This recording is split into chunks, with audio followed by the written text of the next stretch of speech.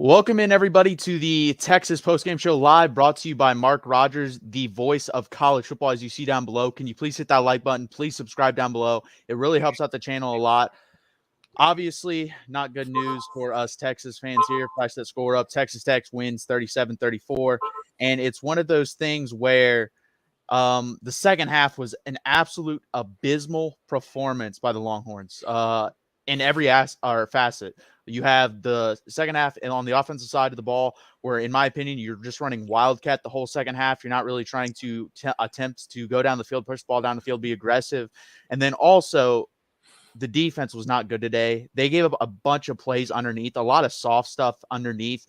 We did not pressure Donovan Smith enough. This guy's a turnover machine. When you get pressure in his face, he isn't super accurate, and we just allowed him to sit back there for a lot of the game, especially in the first half. Got a little bit better in the second half on the defense side of the ball, but especially in the first half, just let him dice us up. I mean, they were going on 10-plus play drives the whole game, and they were just wearing out our defense. What do you have to say, D4? Piss poor performance all around.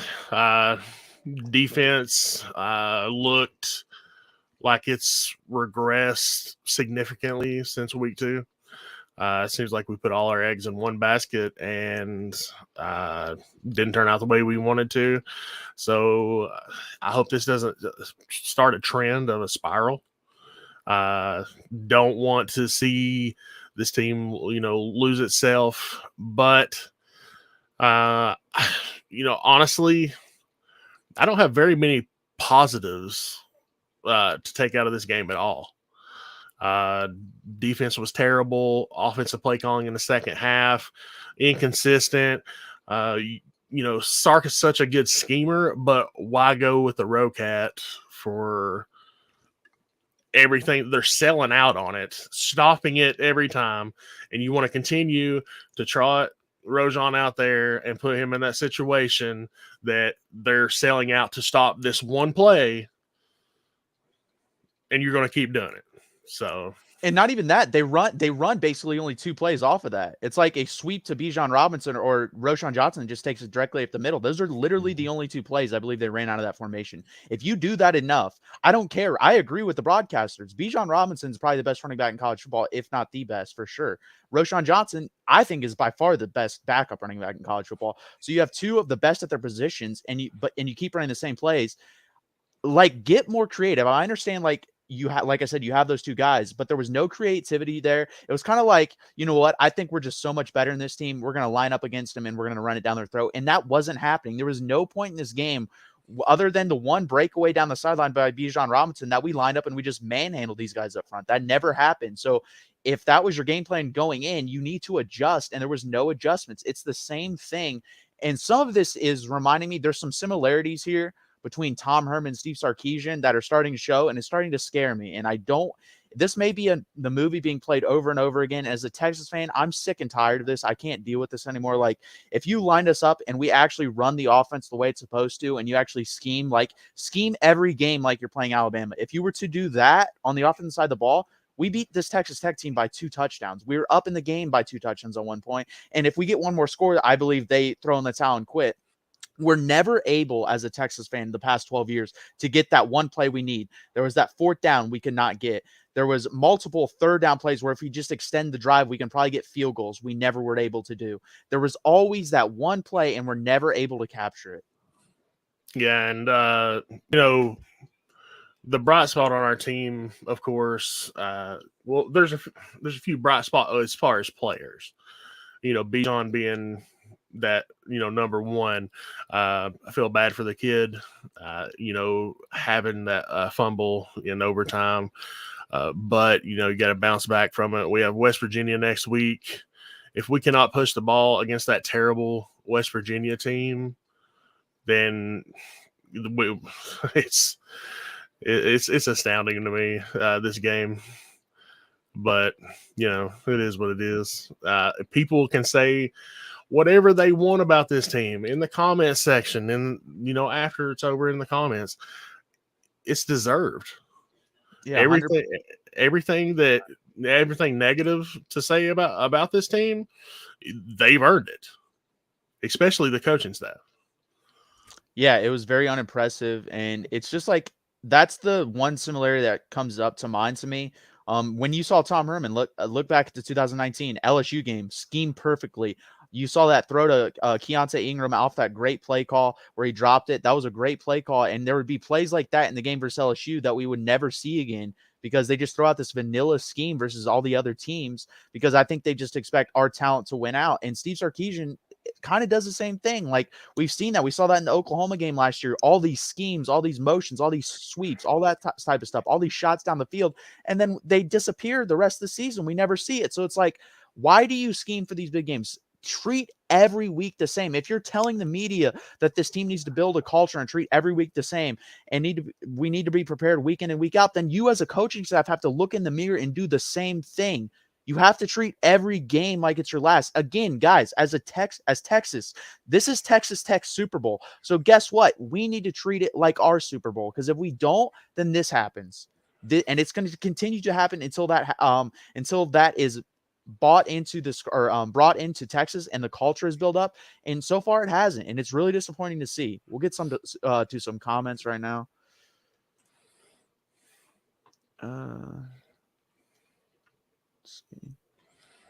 Tech wanted it more. Once again, our guys thought they could just show up and their Texas uniforms and wins. I'm not sure it's our guys. I don't think it's the players. I'm done blaming players. It can't be this many players in a row that we bring in. It's the guys coaching these players. It's the guys that we choose to put these players in the system in. Like, so you're telling me that every player under Charlie Strong felt this way? Every player under at the end of Mac Brown's era felt this way? Every player under Tom Herman felt this way? Every player under Steve Sarkisian felt this way? I think we're getting these guys that aren't pushing us to where we need to be. Or maybe we do. There could be a couple guys on our team that don't play to the standard that is set forth, but there's something wrong, guys. I don't know what it is. I don't know who's responsible, but it just keeps happening, and we don't play to the standard. If you look back at those early 2000 Mac Brown teams, they played to a standard. Look at some of those scores versus those teams, guys. They would destroy teams, absolutely annihilate them. They might have one, maybe 2 games a year where they play down a competition, but the problem is, and I'm okay with that. We would, D4, would you not take 1 to 2 games a year where you play down to your competition? I mean, right now we're getting a half our schedule we play down to. This game shouldn't have even been close. Our coaching staff played not to lose in the second half, and that's pitiful. And like I said before, it's piss poor. And it's just, Sark had a chance to get his record at Texas to 500 and didn't get it done. And the thing is that scares me about this performance, you saw what Donovan Smith was able to do. JT Daniels, if he gets time next week, is going to be able to do that to the umpteenth degree, guys. That guy is way better than Donovan Smith. He's going to be able to dice us up if we don't decide to come out and we want to play. And if we just keep running the Wildcat the whole game, I'm sure West Virginia, even though they're an atrocious defense, will be able to stop it because Texas Tech is probably a little bit better on defense than West Virginia, but they're not world beaters on defense. And we just kept running the same play calls out of the same formation. And don't get me wrong, Xavier Worthy getting hurt definitely hurt the offense because there was no deep threat really after that. But you had if Steve Sarkisian, who's who we think he is, which is one of the 3 best play callers in college football, then he's got to be able to scheme up plays to get us shots down the field. Hudson Card, I didn't even think played that bad today. I thought he had a decent game overall. Yeah, Hudson Card, 20 of 30, 277 yards, 2 touchdowns and an interception. I mean, you can't really ask a backup quarterback to do more than that, guys. And he was mobile with his legs. When he decided to run, he took off and he went with authority. But, I mean, he needs help, especially as a backup, and we did not give him that at all. I mean, I didn't realize that when Xavier Worthy caught the touchdown, that was our first touchdown to a wide receiver. It's taken us 4 games to get a touchdown with a wide receiver. That should not happen. Yeah, I kind of knew better than, with the Alabama game. I'm still a realist when it comes to my team. I know there's things that have to be fixed, and I know that, 18, 19, 20, 21-year-old kids get caught up in, the moment, and maybe the moment's too big. Do you want to run over some stats from this game? Yeah, sure. We can go over those. Yeah, like I said, Hudson Card, 20 of 30, 277 yards, 2 touchdowns, 1 interception. Bijan, 16 carries, 101 yards, 2 touchdowns. I had that long. How many 40. catches did he have? One or for two? 22. Yeah. 1 for 22. Jordan Whittington, 4 for 53. Xavier Worthy, 3 for 50 and a touchdown. Jatavian Sanders, 5 for 40. Keelan Robinson, of course, the 1 for 35 for a touchdown. And why we don't get him more involved is beyond me. I have been asking for that for a year and a half, so I don't know why. And if you look at, we gave up 31 first downs. They went 6 of 8 on fourth down. Yeah. Gave up a total of 479 yards, 331 passing, 148 rushing. And the time of possession, 35 minutes and 54 seconds to our 24 minutes and 6 seconds. Yeah, and they probably didn't even have that many yards per play, to be honest with you, because they were taking had like 3 or 4 drives over 10 plays. Like they were dicing us up down the field. They're just getting 5 to 6 yards whenever they wanted it. And I don't like that for two reasons. It puts your offense on the sideline for a long period of time and they can't get a rhythm. 2, it puts your defense out there for a long period of time and they get exhausted. And it gives confidence in that offense as well that they're able to just get 5 to 6 yards every time. Like if you can get 5 to 6 yards every time in a football game, you're going to win the game. And Texas Tech was able to win the game. And they won the turnover differential too. 2 turnovers to 0 on their part. Gregory Campbell, thank you very much for the super chat. Much appreciated. Tough loss today, but I'm sure coach will rally the troops and have the guys ready to play and win. Just got a few losses, loose ends to tie up. I mean, we should win versus West Virginia. We should, but we should have beat Texas Tech. So there's, like I said, when we talked about this, Brandon, after the Alabama game, we said if they were able to play up to that standard, they would win the rest of their games. Neither of us thought they would play up to that standard because we're used to it as Texas fans. We've hit our head against that brick wall too many times and realized that this team plays up and down consistently with their competition. And this is what happens. And exactly, DMS 1983, Texas back to making average QBs look like All-Americans. 100%. Donovan Smith might have had his best or second best game he's going to have all year today. He's not very good. He's an okay player. There's only been one instance where a guy has played like better versus us and then started to get better, and that's Jalen Daniels last year versus Kansas. Like that to me wasn't a fluke then, and it obviously has shown not to be a fluke. But Donovan Smith isn't that good. Like I can just tell from watching him, he's not that good. It's a lot like Spencer Sanders a couple years ago when he diced us up in Austin.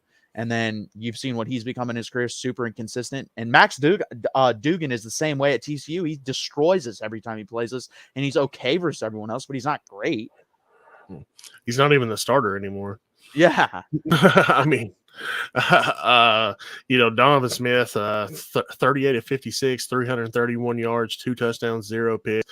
Talking about a guy that came into this game, fourth game of the season with already had 5 picks, and we couldn't force one. Hats off to Miles Price as well. 13 catches, 98 yards.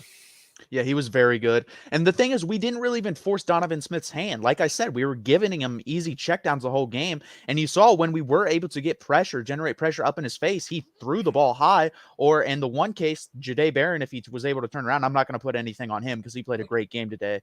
If he was able to turn around and locate the ball, that's probably an interception. But I mean, we talked about that on the preview show over on D4 Sports Channel. Go over there and subscribe to him as well, guys.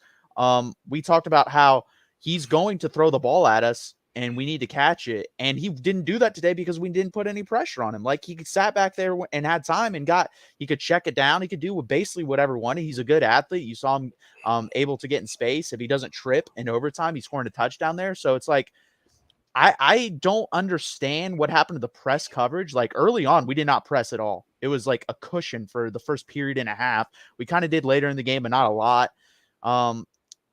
And also just a lot of like penalties, like the one, what is it? It is second and 23, I believe. And we get offsides and then it's thrown down the field and Jalen Gilbo, terrible technique, just tackles the guy down the field. And they get a first down. Yeah, freshman mistake on his part on that one. I remember that clearly. No, I mean, I don't even know if you can blame it on being a freshman. That was just a dumb knucklehead play. Yeah. I mean, if he turns around there, the ball's kind of underthrown. I don't think he even makes the catch, and you just take it. It would be 2nd and 18. That's still a great position for you to be on defense. And we just weren't able to capitalize. And then again, the fourth down ones were huge. 6 for 8 is not acceptable. Like at best, you need to be around 4 for 8. That's 50%. I could have lived with that. And 2 less fourth down conversions. There's a really good chance we win the football game. Yeah, and I take that back. There is one high spot, and that's the kicking game. Yeah. Bert Auburn coming in, ice in his veins to send that thing to overtime. I thought we would fall off a lot, losing Dicker the kicker, but this guy's come in and just absolutely just took over the role and made the big kick versus Bama, makes this one. DMS won 1983. I agree 1000%. We need a defensive. I don't know, if it's like Chiswick, but PK is not that dude that you want to bring into the SEC as your defensive coordinator. Nope.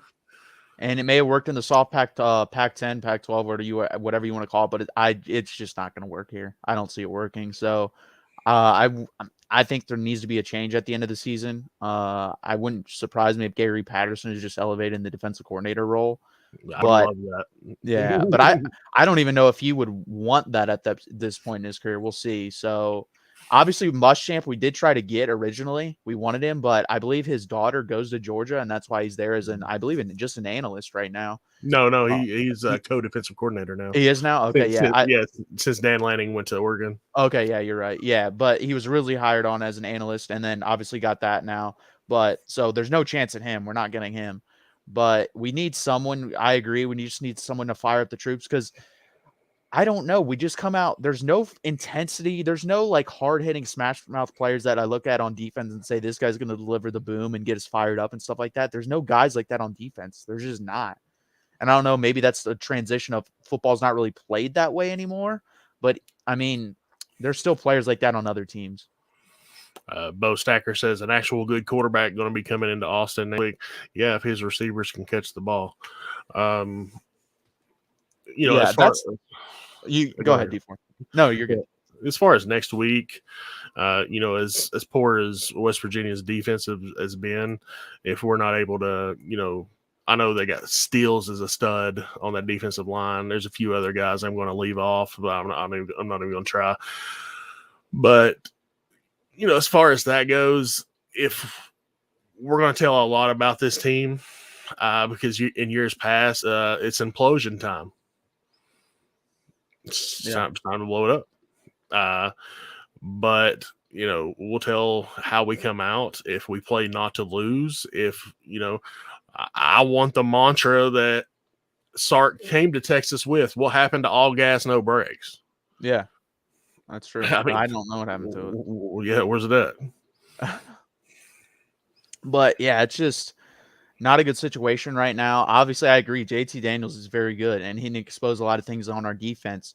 Hopefully, Quinn Ewers is back. I think that will help out a lot as well because he can make some of the throws. Like there was a couple plays down the field, like Tariq Milton, the one that comes to mind, where he kind of has the guy one-on-one, and that ball's delivered more out in front of him instead of over the shoulder. That would be a big play. And Tariq Milton, by the way, hell of a catch to get us in overtime. That was a spectacular catch.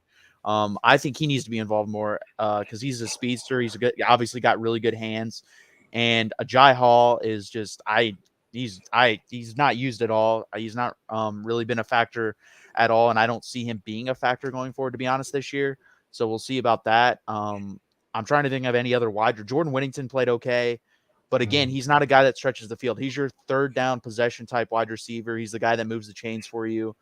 But we don't have a home run hitter right now. Our 2 home run hitters are gone. Like Xavier Worthy is out for this game. Most of the second half was a non-factor. I don't know if it was an ankle or what he was nursing. He was limping around. And then Isaiah Nayer in the offseason. That was a gigantic loss, and it's proving to be even a bigger loss in some of these games. Yeah, it's just it's beyond me, why you cannot make the adjustments when a player like that goes out. I mean, change it up. I mean, at Bama, there wasn't like besides Jamison Williams, in 2020, I mean, there wasn't a complete burner. No. I mean, game plan. Be the offensive mind that you were brought in to be. Just I put this on Sark, and I put this on the defense. Sark and PK. Sark calls the offensive plays. PK's on defense. Play not to lose. That's what you get. 100%. You got to play to win the game. I mean, that's what you're there to do. You got to be aggressive. I mean, that's why Texas Tech won the game. Joey McGuire was very aggressive in this game. Like I said, going for it 8 times on 4th down is very aggressive, guys. And some of those were like the only one I really questioned was the one in his own territory to start off the second half. And we didn't punish him for that. So he got away with it. That's the thing. That's the type of thing really good teams do. They could have put that game away right there, basically. It would have been, we were up 10. If we go down there and score a touchdown, we're up 17. And with that play call happening, I think Joey McGuire goes from getting like aggressive to doing sort of stupid things. You see that with the coaches sometimes when they're aggressive and at right points, when they get down really big, they start doing crazy out of characteristic stuff. And I wouldn't be shocked if he started doing that, but we never put him in that position. They were always within 2 touchdowns. We were never able to get it out of reach, guys. And that's the biggest thing. Like I said, I'm going to keep harping on this. We're not able to make those 1 to 2 big plays a game to either extend leads or keep the lead the same when the other team has the ball and they're about moving down the field. And that's like the biggest thing missing from this team.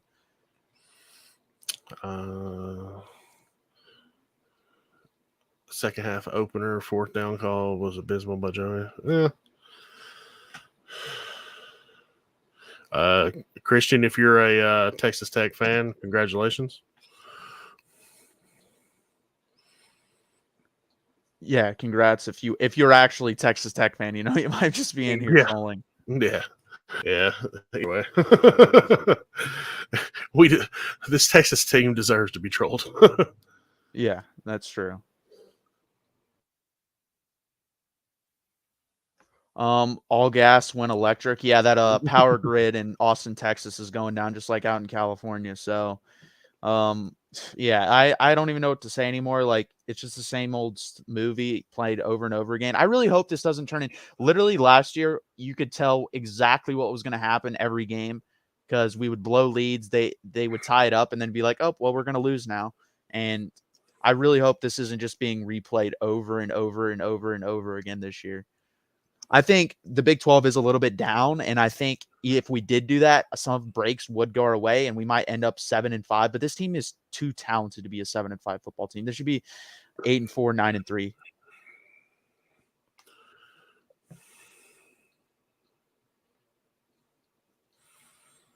9-3. What's worse pressure-wise each season, playing for Texas or the Dallas Cowboys? To me, I would go with Texas just because they're not professional athletes, and it's kind of like most of these guys come from high school where you're known in like your state, but then you get thrown into Texas and you're known across the country. Whereas these guys on Dallas are getting paid a lot of money to be Dallas Cowboys. And to me, I don't think there's a lot of pressure because, I mean, I don't see the pressure with the Cowboys, to be honest with you. I think there is, but I don't think there's as much as Texas. Shane Moore says that's the problem with people think they have these high flying offense. You have to play great defense to win a national championship period, and play great special teams too. Yeah, I mean, I agree. You have to play to be a national championship contender, you're going to have to play well across the board. Yeah, and right now, Texas isn't doing offense well, defense well. Special teams are doing well. Special teams they're okay. I think it's pretty funny because a couple years ago, that was like our weakness under Charlie Strong, and that was like the biggest issue. And then the defense, but special teams especially. And now that is probably our strength. I mean, Jeff Banks is spectacular. I would expect him to get a head coaching job at some point at a lower level school. Yeah, we had the problems early in the season with the snap and hold and stuff like that. But yeah, I think that's been fixed. And kudos to them. And that's what I was going to say with the Bird Auburn situation is when the process goes smoothly, he's really good. Like has a strong leg. He's accurate. It's all about the process leading up to his actual kick that worries me. And that's what worried me in that game. As soon as the snap got down and was held correctly, I was like, okay, he's going to make it. And he drilled it. That was good from 55. But we just weren't able to pick him up. Bijan made the fumble. I'm not going to harp on that because Bijan never fumbles. It was just a one play that, he had shoulder pad on the ball. Yeah. Popped it loose. And then also harping on this again, Keelan Robinson scored that opening touchdown, barely used the rest of the game. Barely used. And that guy has too much speed, too much talent catching the ball. Why is he not used, especially when Xavier Worthy is out? Like, use him in the slot. Use Bijan Robinson in the slot. Where is that? Why do we not use him in the passing game? He had one catch, guys. I would be throwing him the ball 7-8 times a game with 15 to 25 rushes. And he only had a total of 17 touches today, D4? Bijan, yeah. Yeah, 17. That's not enough. Not enough. Especially for, one of, if not the best back in the country, Yeah. And Humphrey, I 100% agree with you. Situational football is what wins games, championship or not. That's like the biggest differential from, like, if you look at like Super Bowl and the NFL Super Bowl and playoff teams to like non-playoff teams, and then college football playoff teams or top 10 teams to like lower level ranked teams or unranked teams, is situational play calling, football time management. And right now, clock management has been good. Steve Sarkisian has been good with that, but the rest he has not been good with. Yeah, you can't just come in and like be, I don't know how to put it, half in on it. I guess you can't be like doing this part well but not this part well. You can't. It can't. This reminds me of last year so much, where we played great in the first half on offense, and we come out in the second half and make no adjustments on defense and no adjustments on offense. They come out flat. I mean, the opening kickoff of the second half went out of bounds. So, that was a tale of things to come, I guess. Yep. Yeah. It's the same thing, like I said, over and over again. Congrats with your Vols, Harry Reid. They played a good game. Beat I think a decent Florida team. I don't think Florida's great. No. But it's a big win for you guys because that's your second win in 18 tries. So good job by you guys. I have no hatred for Tennessee. I don't really even think about them, to be honest with you. I think we didn't take the worst loss of the day. Miami, congratulations on that. That was pathetic. They got destroyed by Middle Tennessee State. And I believe like the quarterback in that game at one point had 11 passes completed or just thrown in the game for 330 yards, which is utterly insane. Wow. But I think this season is starting to remind me of 2007, where there was all that chaos. And I'm sign me up for that, but I wish we just didn't have to be a part of it. I wish we could actually have a good season for once, but we're not going to go 5-7 again. I'm pretty confident in saying that. But again, 7-5 is still a disappointment to me. I wanted 8-4 has always been the number to me. And I think that's really important to get to. We still can get there. I'm not saying that you can have a one-off, but like D4 said, next week is going to be very telling versus West Virginia. And hopefully it will go in a positive direction. Congratulations, John. Would you like a cookie or a pat on the back or something, anything like that to make you feel better about yourself?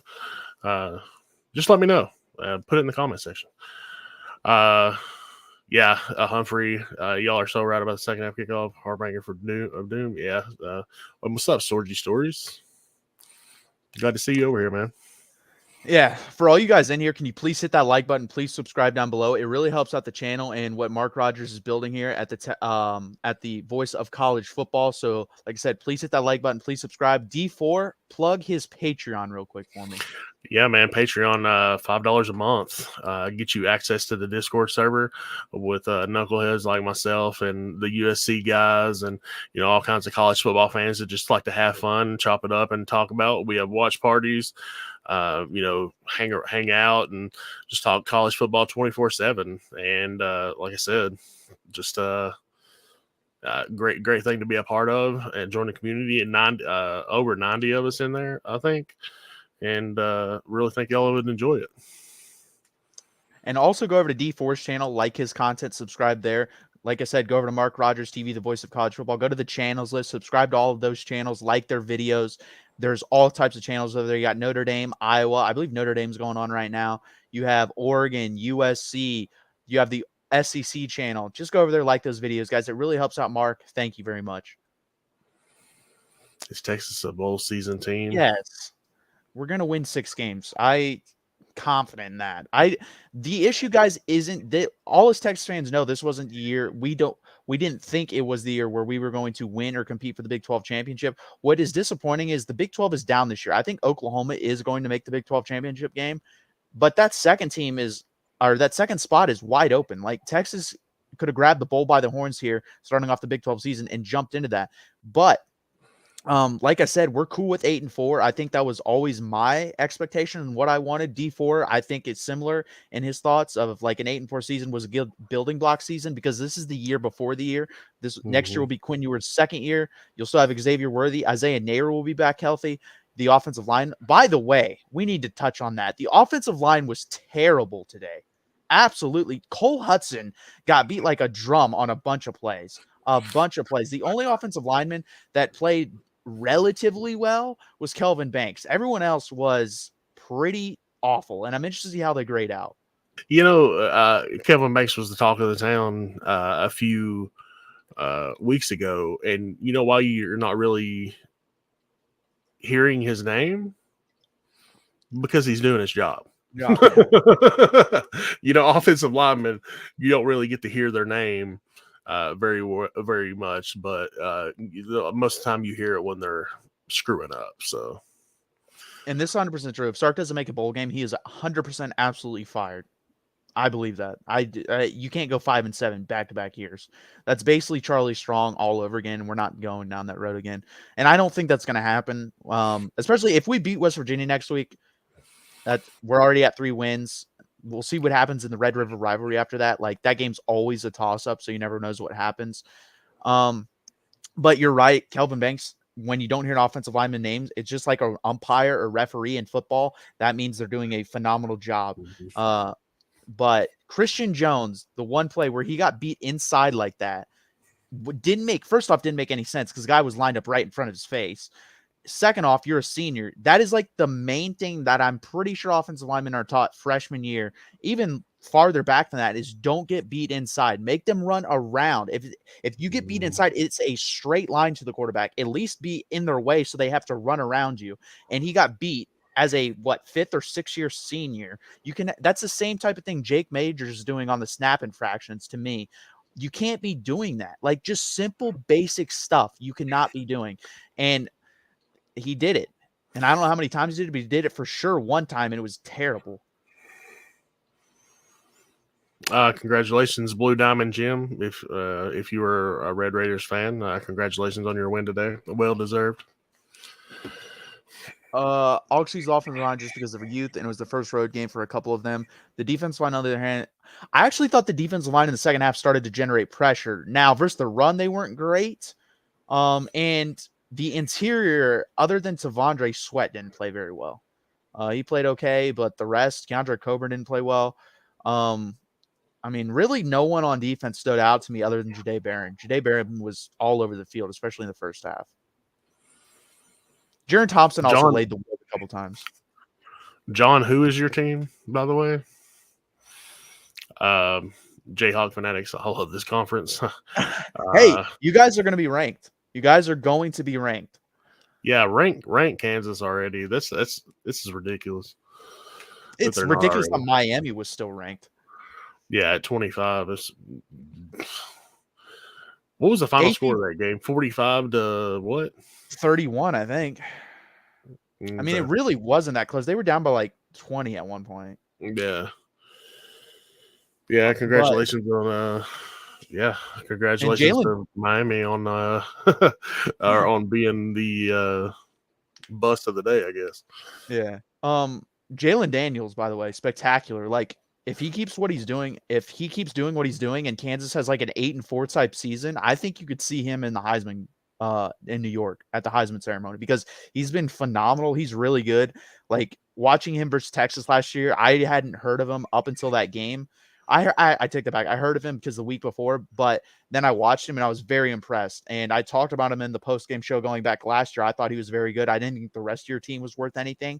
They've kind of caught up to him now, and he's just elevated to what he was last year, and they're really good. Lance Leipold is a phenomenal coach. I'm actually hoping he stays with you guys because I have no harsh or ill will towards Kansas, and I think him going to Nebraska or somewhere like that would be chasing money. I think he'd regret it in the long run. And if you kind of look at his history, he's more of a small town guy. So it wouldn't shock me if he stays in Kansas. Yeah, I think didn't he win like 6 Division 3 championships or national Yeah, and then went up championships? to Division II and won Yeah, there. Wisconsin Whitewater was, I believe, the Division III school. He was there for a yeah. long time, and then he went to I don't know the Division II, and then he went to Buffalo. So he's kind of a small town guy. So it'd be cool if he stayed with Kansas. I think he could consistently win like a Greg Schiano type situation at Rutgers his first time there. I think he could win like 6 to 8 games a year, and if he did that at Kansas, you have basically a lifetime contract.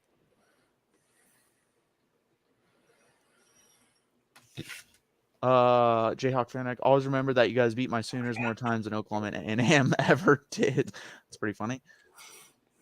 John, that was not the score of the LSU Texas game.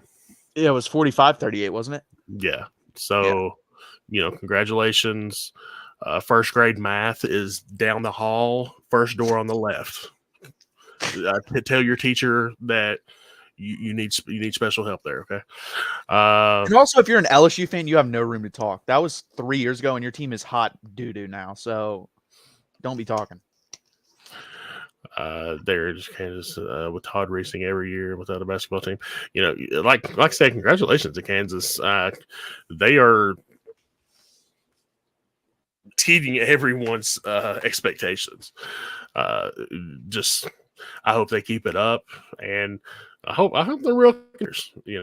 When they get in, like facing the top tier teams, that they keep it competitive, if not win. Humphrey's right. Kansas State always plays good against Oklahoma. There's always that team in your conference that plays well versus you no matter what. And that is Kansas State versus Oklahoma. I don't know why.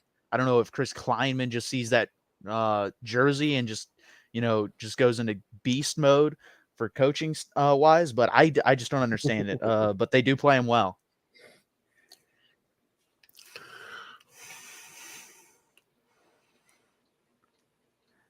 With you guys in here, can you please hit that like button? Please subscribe down below. Like I said, it really helps out Mark Rogers TV, the voice of college football, as you see scrolling on the screen below. Thank you guys very much for doing that. Keep the comments rolling in. We'll stay here for a little bit longer, obviously.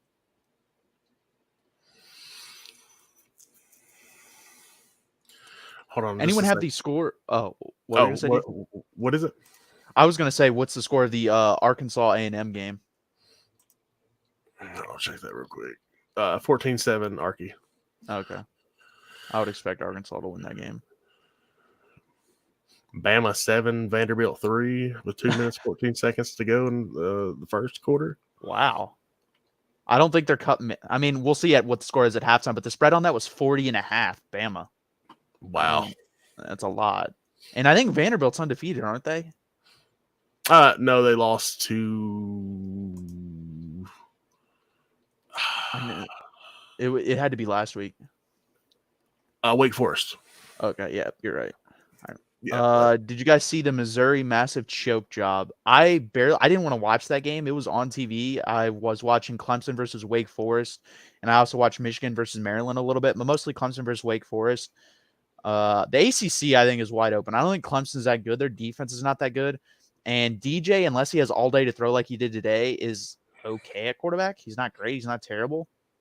But I think it's wide open. I think North Carolina State's got a shot. I think, let's see. I'm trying to think of the other teams that would probably have a shot in the ACC. I guess it'd just be North Carolina State at this point. But I just feel like Clemson's going to lose a game they shouldn't lose. John says, 390 since the start of the BCS era. 2.5. Bo Stacker, what do you think the line will be Texas West Virginia game? That depends on who the starting. Well, he's not going to announce it, but Vegas always has like insider information. So I think when that line comes out, that'll be pretty telling if Quinn Ewers is going to play or not. So I don't know. It depends. If Quinn Ewers is healthy, he plays in this game or is able to start. I'm not going to say if it's healthy because I doubt he'd be 100% healthy. But if he plays in this game, I'm going to say Texas minus 13.5. Something like that. If he can't play, I'm going to say Texas minus like 9.5. That'd be my guess. I hope we're underdogs. I don't think we will be, but no, would be crazy. I don't either. But one could hope. Wazoo's good. They've gotten much better on defense. Cameron Ward's decent at quarterback. Oh, they blew it big time. Did they lose? Yeah. I did not know that. Yes, they did. I'm pretty sure. Like I was only catching. I mean, the comment section can correct me if I'm wrong, but they had the ball and was trying to mount a drive, and I'm pretty sure Cam Ward threw like a pick six or something like that. Or let me make sure. Right here, because I know they're up like 13-3 at one point or something like that. Yeah, like when Texas is on, guys, I everything else is out of the way. It was 37-34. Washington State had the ball, and Cam Ward's pass was intercepted for a touchdown. Well, that stinks. But I think the Oregon State USC game will be really good tonight. Unfortunately, I believe that's on the Pac-12 network for whatever stupid reason. If that's on regular television, that's probably the most viewed game other than USC and Utah of the Pac-12 like this season. Right. Can't see it being that high, maybe open at 6.5 at most. Do you think I think we'll be favored by more than 6.5. I mean, West Virginia got their first win versus Virginia Tech, or second win. They beat Townsend, but I just don't see us. It's got to be more than a touchdown. Listen, West Virginia does. I know they have JT Daniels, Bryce Ford Wheaton's a formidable receiver. So it's Sam James. But that Donaldson kid is a monster, and he's young. I think he's just a freshman. Yeah, I think he's just a freshman. No, their offense scares me. Their defense doesn't, and that's why, like, if Quinn Ewers plays, we'll outscore them. I think pretty easily because our defense can at least put up some stops. But if Hudson Cards plays, I mean, they could go toe to toe with us, especially if the game plan is anything like it was this week. I think if Quinn can handle it, you got to trot him out there. I mean, if he's traveling with the team and throwing, I feel like unless it just like absolutely hurts every time he throws the ball, I just don't see why he couldn't play. Not today, but going forward.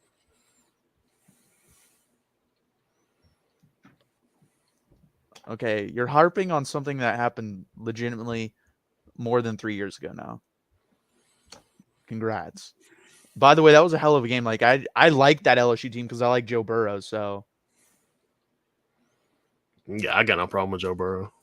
Put the rest of the games on Longhorn Network. Tell you what, if we lose to West Virginia, I'm down for that because I don't want to watch this on national television anymore, and I don't think you guys would either if we lose to West Virginia. Yeah, if we lose to West Virginia, I'm gonna lose my mind.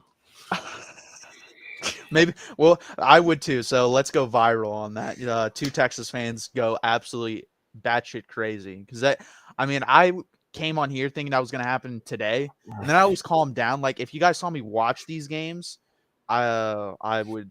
I mean, it'd be bad, very bad. Nobody ever said we were back besides Sam Ellinger in the moment after the Sugar Bowl. Get a life, buddy. No, we appreciate the views. So You can stay. Yeah, go ahead. Hit that like button or dislike. Either way. Frank Carone, Quinn Ewers is fantastic. Yeah, for what we've seen, he is very good. Obviously, there's just some throws he can make that Hudson Card's not able to make. I'm not going to trash Hudson because he's played well. He's been serviceable.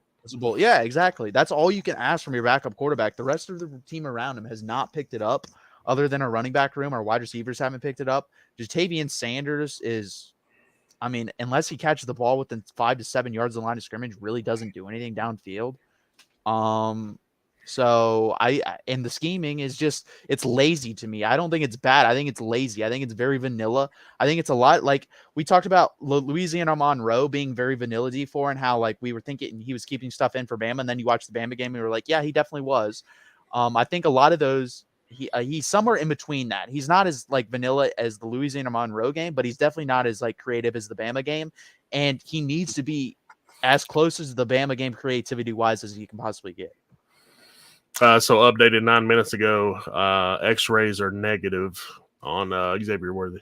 What was it on, his ankle? It just says lower body. Okay, so that's what I'm guessing. Yeah, I don't know what he would. I didn't even see the play he got hurt on. So I don't know what it had been. I mean, he went back out there multiple times trying to go for it. He just couldn't do it. One thing he has to get better at is catching the football. Like, way too many drops, man. Way too many drops. That one Hudson Card, it wasn't a great throw, but it hit him right on his like chest to the, I think it would have been his right side because he was turning the other way. He's got to catch that. He's got to catch it. Yeah, and the slant that he dropped, I mean, just clear, just he was turning upfield before he had it. So, and we pointed this out in the last post game show as well. Someone's got to step up as a wide receiver number 3 or after Jordan Whittington now. Wide receiver 3, because Jordan Whittington, like I said, is your possession receiver. Xavier Worthy does what he does when he's healthy, but there's no number 3 option. Like Casey Kane, what do you have? 1 catch today again? Oh yeah, Casey Kane, 1 catch. Yeah, 1 catch. He always has 1 catch, one big catch, and then never comes back. So we need a consistent number 3 guy, and there isn't a number 3 guy that's been consistent for us, and that's our biggest issue. And hopefully, when Jaleel Billingsley's suspension is over, he's able to do that a little bit. But we need someone to just finally come out, and it's kind of the same thing as last year. Like Xavier Worthy was our one main guy, and you have Bijan Robinson, but you can't win football games with one really good wide receiver and one really good running back. That's just not how that works. You need at least 2 wide receivers, and right now Jordan Whittington's good, but he's not able to extend. Like I said, he's not a big play guy. We need another big play guy, and I think a lot of our offense was really designed for Isaiah Nayer and Xavier Worthy, and then when he gets hurt, Isaiah Nayer in the offseason, it's pushed more on Xavier Worthy, and then when he gets hurt, we kind of just had to do what we had to do in the second half, which was Wildcat apparently, and that did not work at all. 2 comments. Bo Stacker, as a WVU fan, I'm just hoping for a good game next week. Good luck, Horns. I appreciate that, buddy. It's fans like you and viewers like you that make what we do enjoyable. And DMS 1983, get him. A1 Scoop John, hit that like button, subscribe. I'm sure you're subscribed, obviously, but hit that like button. And Michigan looked good again today for the most part. A little bit of struggles on offense, but good enough to get the job done against, I think, a pretty good Maryland team. I don't think they're great, but they're pretty good. I mean, I'm trying to think of the Big Ten teams. They're probably the 5th best team in the Big Ten. I think it's Ohio State, Michigan, Penn State, Minnesota, and then probably Maryland. Michigan State is not good, by the way. You may tell you how to set John off. What? They should have brought Cade McNamara in. He's definitely better than JJ. Yeah, JJ McCarthy's god awful. Worst quarterback ever. Just kidding, John. Just kidding. Don't kill me.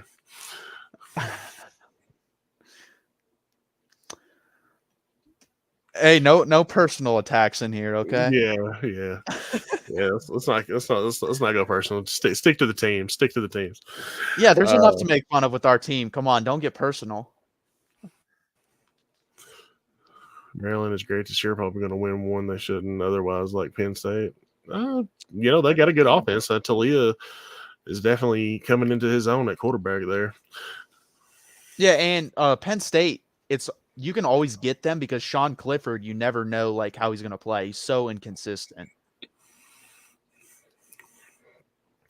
Yeah, it's like the saga of Sean Clifford. Like, he's the hero to zero real quick. Yeah, 100%. He's very interesting to watch. Kind of like, to be honest with you, kind of like Casey Thompson for us last year.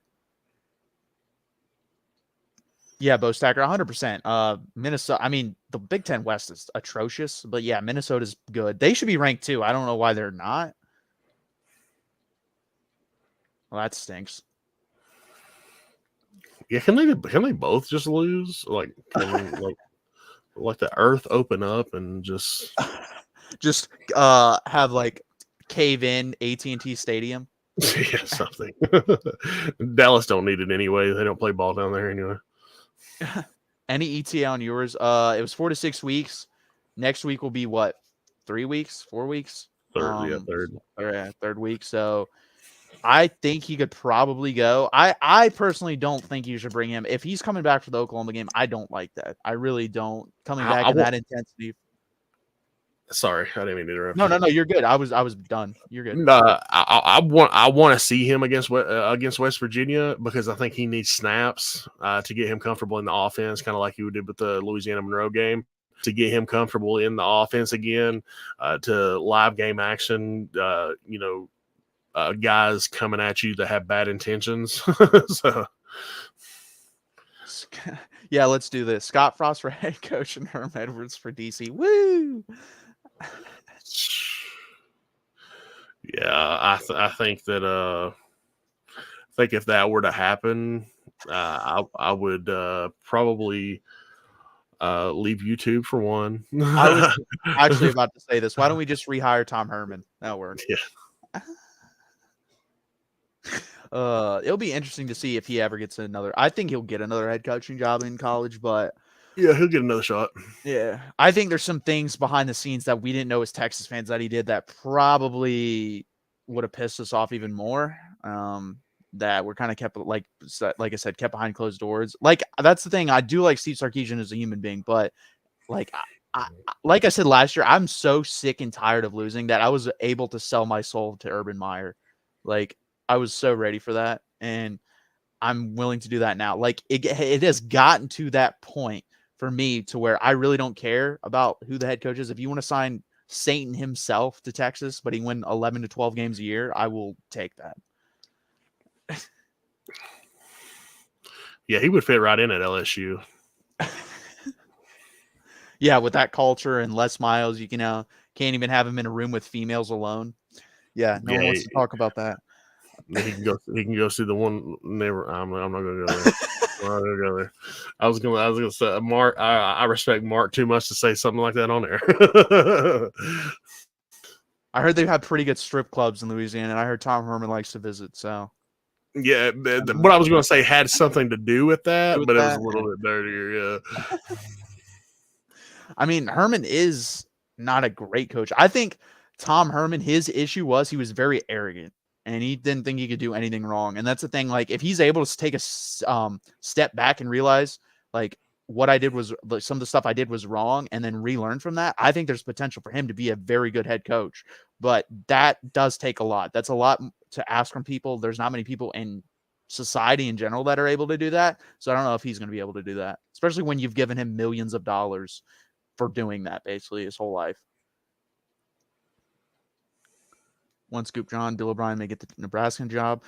I think Bill O'Brien is actually a very good head coach. He's a terrible play caller, and he's a terrible general manager. I think that Alabama fans would throw a party for Bill O'Brien if that were to happen. They would supply the fuel and the jet for him to get to Lincoln, Nebraska. Yeah. What he did at Penn State though, and he was a decent coach in the NFL. His issue again was when he took over as the general manager of the Houston Texans, he absolutely screwed that roster up. That was his biggest issue. And then he's not a great play caller. So if he's willing just to be like a Dabo Sweeney type figure, which is motivator, get guys ready to play and stuff like that, I think he'd be good at that. But if he's trying to out scheme people, I would not be on board with that.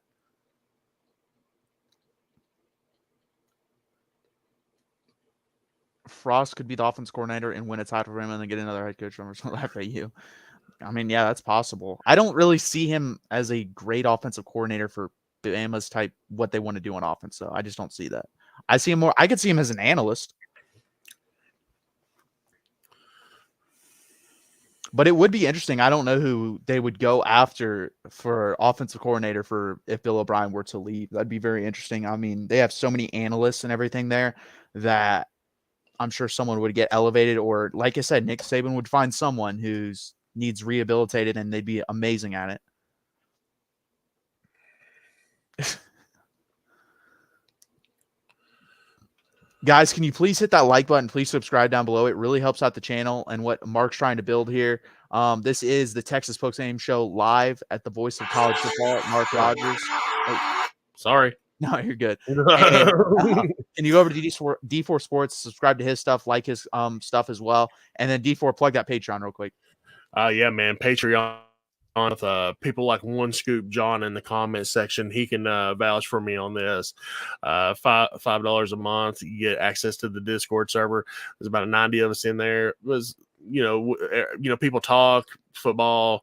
We get into streams and we'll talk. Get a chance to be, on college football after dark, chop it up with the guys in there. Great way to spend $5. If you super chat Mark, don't super chat him once and just join the Patreon.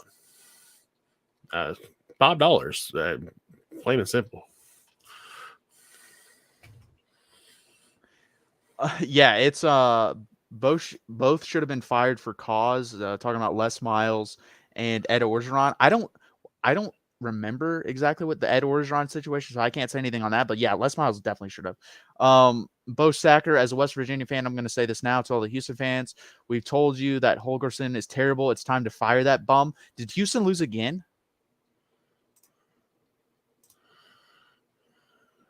Because if they did, that's everyone thought.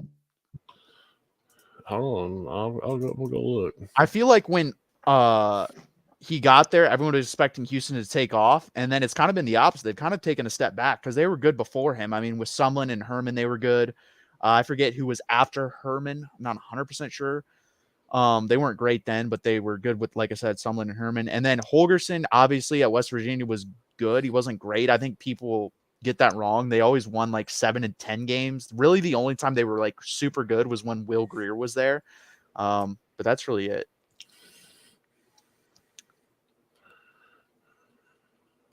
There you go. One Scoop John. Everybody follow his directions right there.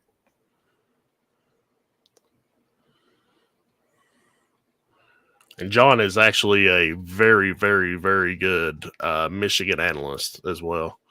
You can find him on my channel as well. Yep. So Bo Stacker said Houston did lose. I don't know who they played, but do they only have one win then? Are they 1-3? Everyone coming into the season loved them to be the best group of 5 team, and they have obviously not delivered on that. Right now, I'm trying to think who the best group of 5 team is. It would probably be absolute. Yeah. Did they win though? Because they were losing. Yeah, they did. Okay, yeah, that's who I was going to say, but I didn't know if they won. I know JMU had come back being down, I believe, 21-3 at one point, and come back and took the lead. JMU's a good team though; they're an FCS powerhouse, and there would have been no shame, in my opinion, in losing that game. There's a couple FCS teams that, if you bump them up to Division I, would be 6 to 8 win teams every year if you put them in like a Sun Belt. And I think JMU may have gotten bumped up to the Sun Belt. I may be wrong on that. But North Dakota State, it's another example of a really good FCS team. South Dakota State has a good team. So those are really good quality opponents, and there's nothing wrong with scheduling them or even losing to them.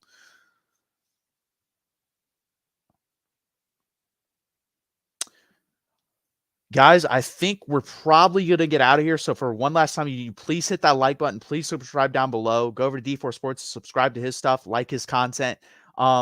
Read this here real quick from One Scoop. John, if you like content here, consider joining the Voice of College Football Patreon and talk college football with us all the time. We do hangouts every night. It's only $5 a month. Guys, that's really cheap. You can't get most things in this life for $5 a month anymore with inflation and what's going on. So please go do that. Go subscribe. Talk football with those guys. Talk football. Help out Mark. It does wonders for his channel and his brand. So please go do that. Everybody enjoy the rest of your Saturday night. We're going to be here every weekend every week after the Texas game, other than obviously the bye week. And heck, we may even just come in here and talk football that week. We'll see. But please hit that like button. Please subscribe down below. Unfortunately, our Horns were not able to get it done. We'll flash up that score real quick again. But we're always going to be throwing those Horns up. D4, let's throw them up real quick. I know it was a sad day today, and he's covering his eyes.